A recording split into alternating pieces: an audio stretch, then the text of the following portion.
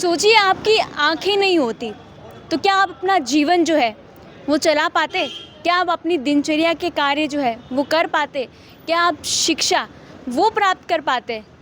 उसी को लेकर संयुक्त राष्ट्रीय महासभा का 1992 में एक ऐसा प्रस्ताव पारित हुआ।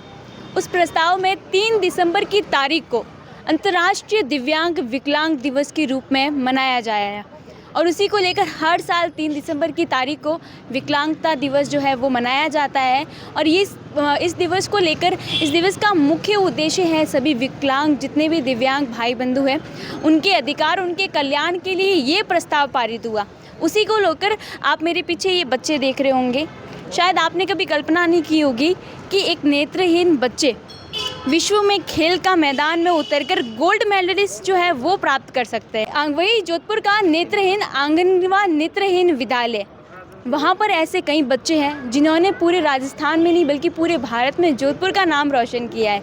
उसी के साथ हमारे साथ आज आंगनवा के प्रधानाचार्य, और आप सोच भी नहीं सकते होंगे कि प्रधानाचार्य वो भी नेत्रहीन हैं और फिर भी उन्होंने इन बच्चों को जो है आज इस मुकाम पर हासिल किया है। जी सर, क्या कुछ कहेंगे आज दिव्यांगता दिवस? मैडम, पहले तो आपके चैनल का हम बहुत आभार प्रकट करना चाहते हैं क्योंकि आज विश्व विकलांग दिवस है जो दिव्यांगों के लिए बहुत बड़ी एक सेलिब्रेट करने का एक बहुत बड़ा हमारे लिए एक महापर्व कहा जा सकता है।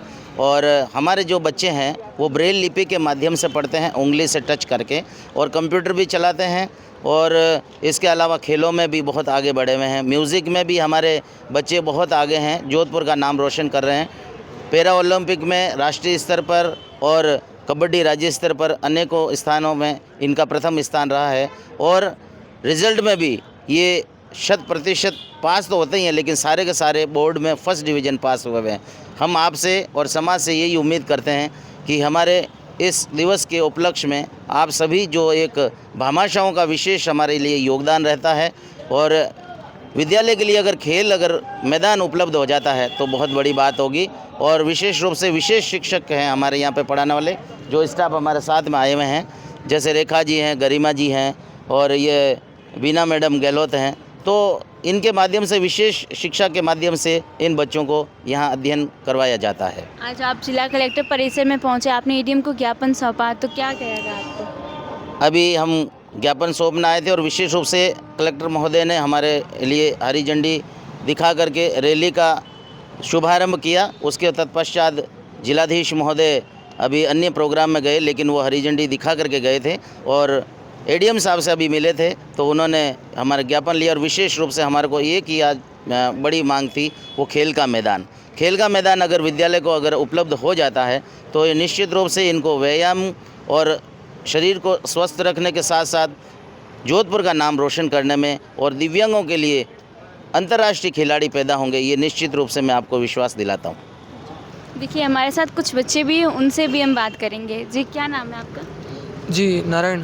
अच्छा, तो कैसे आपको कैसा लगता है कि आप अंतर्राष्ट्रीय में जाकर आप खेल के मैदान में उतरते हो, उसके बाद आप गोल्ड मेडलिस्ट लेकर आते हैं? जी मैम, बहुत अच्छा लगता है। वैसे मैं संगीत का हूँ, मैं संगीत में मतलब 2-3 बार मेरा प्राइज़ आ रखा है, मतलब तो बहुत अच्छा लगता है मैम। आज आप एडीएम सर से मिले तो कैसा लगा आपको? बहुत अच्छा लगा मैम।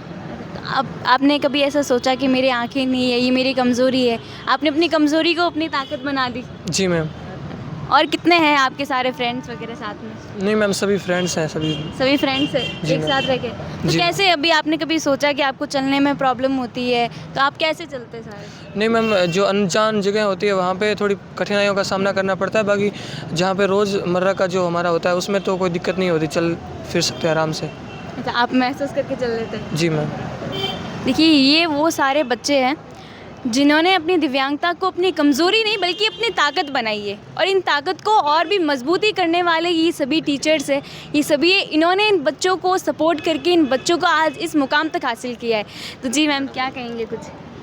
मैम, मैंने जब ये स्कूल ज्वाइन किया था तो फ़र्स्ट तो मुझे बहुत यूँ लगा कि कैसे बच्चे अपने दिनचर्या का काम करते हैं, कैसे पढ़ेंगे। लेकिन अब मुझे इनके साथ में 9 इयर्स हो गए, तो मुझे लगता है कि आँख वाले भी कई जगह फेल हैं जहाँ पे ये दृष्टिबाधित बच्चे बहुत आगे हैं। इनका जो माइंड शार्पनेस है वो बहुत अच्छी है। श्रवण शक्ति बहुत अच्छी है, एक बार सुन लेंगे तो वो याद रहेगा। म्यूज़िक में ये बहुत बच्चे आगे हैं और अब तो स्पोर्ट्स में भी, जैसा कि हमारे सर ने बताया, तो कहीं पे भी ये हमारे जो दिव्यांगजन हैं वो कहीं पे भी नॉर्मल जो बच्चे हैं उनसे कहीं पे भी ये पीछे नहीं है। मतलब इनसे मुझे भी एक प्रेरणा मिलती है कि कहीं रुकना नहीं है, थकने का नाम ज़िंदगी नहीं है, आगे बढ़ने का नाम ज़िंदगी है। देखिए, ये आपने भाव देखे, ये आपने उनकी बातें देखी, जहाँ पर हम देखकर भी कुछ मुकाम जो है वो हासिल नहीं कर पाते हैं, पूरी दुनिया देखते हैं, इन बच्चों ने तो कुछ देखा ही नहीं है, लेकिन फिर भी आज आप देखिए ये बच्चे कहाँ तक पहुँच चुके हैं। वही इनका यही कहना है कि आप अपनी कमज़ोरी को कमज़ोरी मत बनाइए, बल्कि उसको ताकत बनाइए। तो देखिए, इसमें आप क्या कहेंगे वो मैं ज़रूर बताइए, और ऐसे तमाम प्रकार के अपडेट्स के लिए द खटक के साथ जुड़े रहिए।